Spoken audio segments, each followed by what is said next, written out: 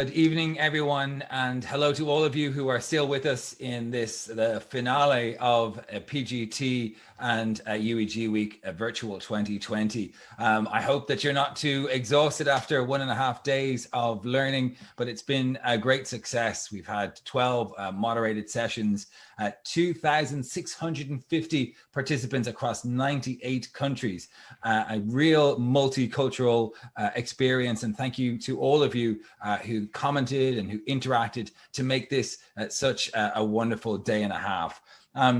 It started off yesterday with Crohn's disease, just finished this very second with the consequences of malnutrition. I know Marianna is joining us now. She's been very busy the past day and a half. Don't forget that your evaluation counts on you filling out your CME survey. Once you do that, you get your CME points, so make sure you do that for us, please. It's very important for us to understand how you enjoyed this particular program, how you enjoyed UEG Week. That information helps us plan in the future. And of course, this being such a year of change, that information is really crucial. So please do fill out your evaluation survey. I have the pleasure of announcing the winner of the treasure hunt as well. It is Nandita Tanya Majumdar. Congratulations to you. You get a free PGT registration for 2021. Thanks very much for spending so much time searching around for Doc Anus on the platform. I'm looking forward to hearing what you made of this program and UEG Week, but I'm also interested to hear what the UEG leadership thought of it. So please welcome Professor Marianna Arvanitakis from Belgium. She is the chair of the UEG PGT Task Force and president of UEG, Professor Axel Dignass from Germany. Hello, both. How are you, Axel? Are you all right? You tired after such a long day? I think it's okay. It's different if you're sitting at home and have some time to relax in between, or being in the lecture hall. I think Marianna must be much more exhausted now after 2 days. Well, she still has a smile on her face, which is a good sign. Axel, what did you like most out of this year's PGT? I really enjoyed, as usual, the interactive program. So this is the full program UEG is providing, covering all areas of digestive health. And what I today and yesterday enjoyed the most is that I had no other commitments around it. And I had the chance to really attend sessions I usually cannot attend. Usually I'm focused in my specialized area, IBD. And today I had a great chance just to look a little bit out of the own box and see what's going on, to see sessions on liver diseases, GI bleeding, pancreatitis, nutrition. And I think this is very important, and I enjoyed this probably the most. I know from working in congresses, sometimes you feel as part of the organizing team and part of the staff that you never get the chance to attend your own party, but it sounds like you did a little bit today, which is great. Can I ask you what you learned from today? What were your personal learnings from today and yesterday? I think they are several-fold. As I just pointed out, I had a great chance to keep up to date and get the newest knowledge in areas which are very important for my daily clinical practice, because I'm not only seeing IBD patients, I do endoscopy, I treat liver patients, we have patients with IBS, and nutrition is very important. So I could keep up to date and get the newest state-of-the-art in areas I usually just have to read myself and keep updated, read a journal. And now I had this from the greatest experts in the field and the interactive discussions, which are extremely helpful for me, and I hope also for all the other attendees.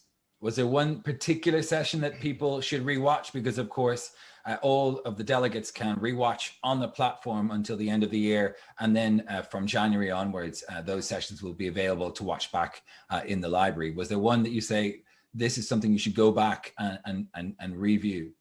I think this is a very difficult question. I liked all of them I saw, but even as you know, there are parallel sessions and I couldn't see all the sessions at the same time. So I would recommend to look at those sessions in areas where you are usually not attending this. So for instance, I like the session on obesity, which is not an area I'm usually working in, and I enjoyed this, and I even didn't do it on the first stream. I just watched it in the break. Yeah, well, you're very good. You're being very diplomatic, not choosing one session over another. Finally, did you get a chance to participate in the MyUEG community program and navigate the platform? What did you get out of that?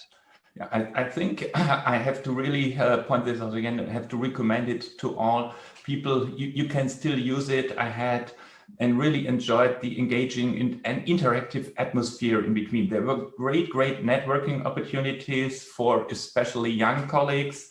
You could learn from distinguished mentors, and you could do something, for instance, like to prepare for the clinical exam, how to lecture in the perfect way, how to write a CV, and to develop a career. And if you're taught by such great mentors, I believe that this was extremely helpful.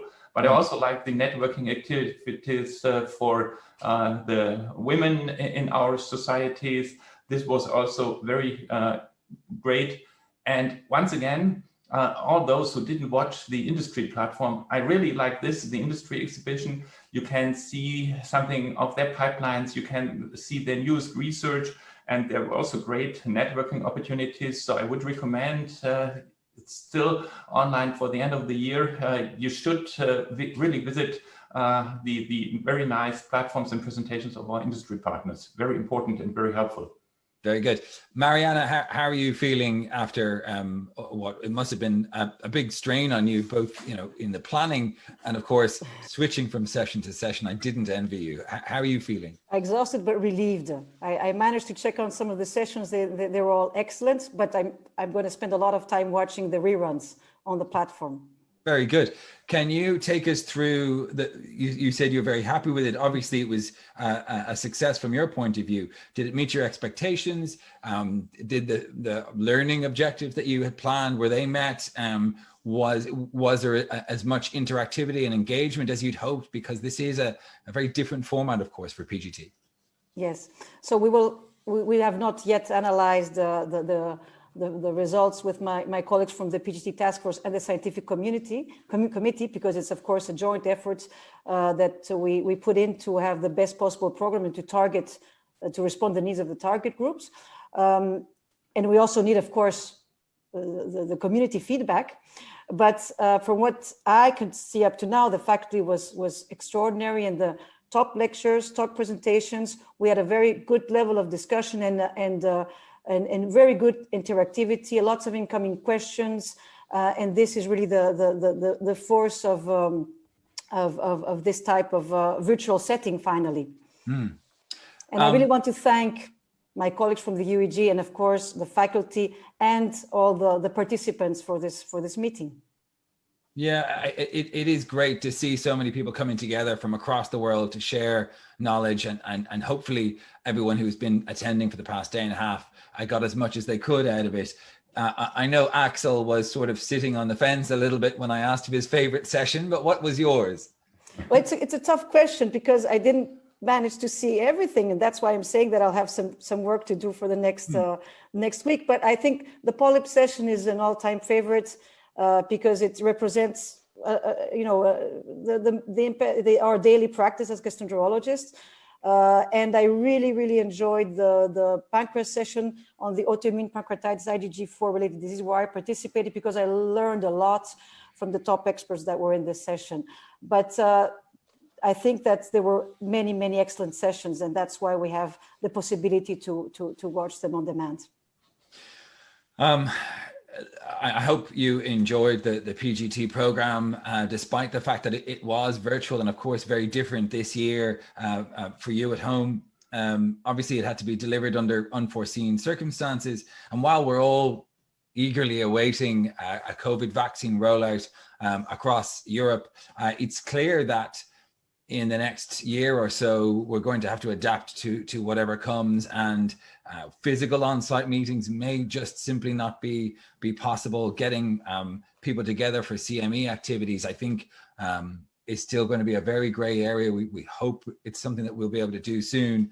But Marianna, have UEG been talking about this and what they're doing and what they're planning for future activities? Well, we are starting already the program for 2021 with the scientific committee and the PGT Task Force. So we don't know what format it's going to be, but we are going to be there. And I will really thank the PGT Task Force for all the amazing work that they delivered. Iris Doughton, Marina Berenger, Henriette Hinrich, Sabine Roman, Ian Jenkins, and Roel Holmes. I mean, without them, we couldn't have done this. And of course, Herbert, our SciComm chair, was a great support and help. And I really enjoyed working with them. And we are putting up some good stuff for 2021, but we'll see how it will be delivered. Yeah. Axel, have you anything to add? I can really fully support everything just said and mentioned by Marianna. My really great thanks to the whole PGT team, to Herbert as head of the scientific committee, but most of all, finally to Marianna. She cannot congratulate herself. She's responsible for the PGT course. And it's a great effort. Her idea to create the 3-year program curriculum is something which is outstanding, and it's a great success of our PGT with increasing numbers over the past years. So really, thank you, really all. It's a great job this year. You did extremely perfect things in difficult and challenging times, and I think we still have a lot of challenging times ahead.